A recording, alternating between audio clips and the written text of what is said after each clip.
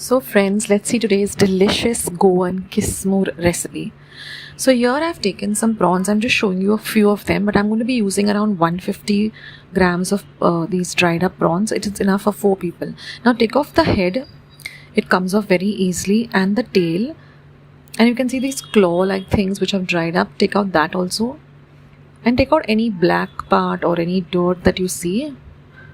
Like on the tip of it, you can see some black portion. Just remove that also. And it should look like this. Very, very clean and nice. So you have to discard the head, the tail, the claws. And this is just a small portion, but I'll be using 150 grams in total. So this is how it should look. So discard all the heads and tails, etc. And this is how the clean portion looks. This is an ideal recipe to make during the rains. And this goes very well with some chapatis, or you can have it with some sorak and rice and some vegetable at the side.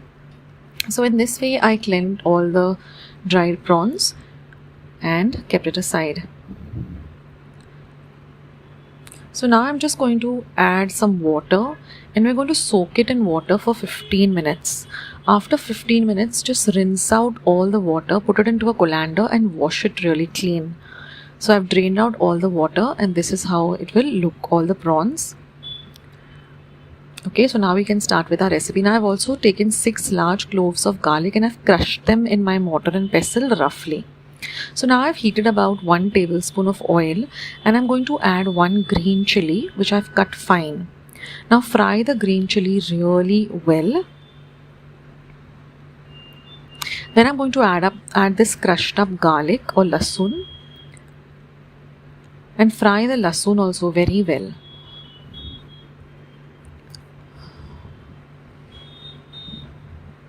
I remember my grandmother making this during the rains, and we used to have it, and it was so delicious. Now I'm going to I've taken 2 medium-sized onions and chopped them very, very fine.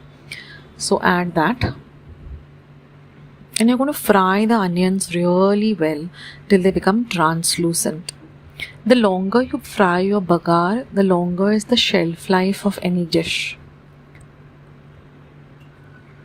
Now any Goan loves dried fish during the monsoons.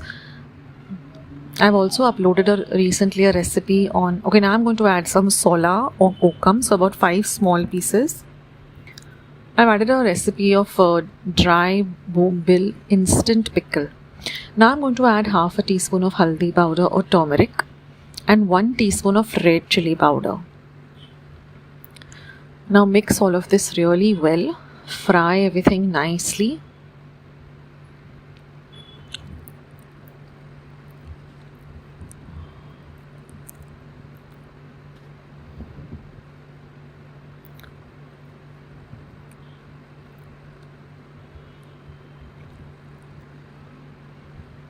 Now I'm going to I'm just adding 1 tablespoon of chopped up coriander leaves in the bagar, and I'll keep 1 tablespoon for garnishing.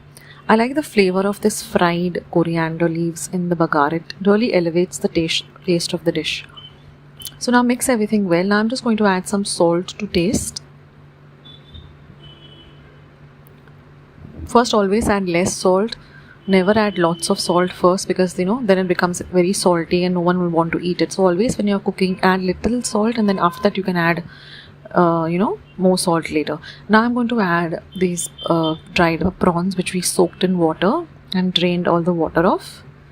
And now just fry this really well in the oil and the bagar. Now if you feel you can add a little more oil in the beginning only, don't add it at this stage, but you can go with 1.5 tablespoon. That way it helps in frying the prawns really well. So fry it really nicely. Now some people like to add a little pinch of Goan garam masala or something, but I don't like to add anything. I just keep it simple. And now I'm just going to add 1 tablespoon of finely chopped coriander leaves and 1/4 cup of freshly grated coconut. Lots of coconut. It really elevates the dish of this kismur. So enjoy this, friends. Our dish is all ready. Turn off the heat. Have this and let me know in the comment section how you like this recipe.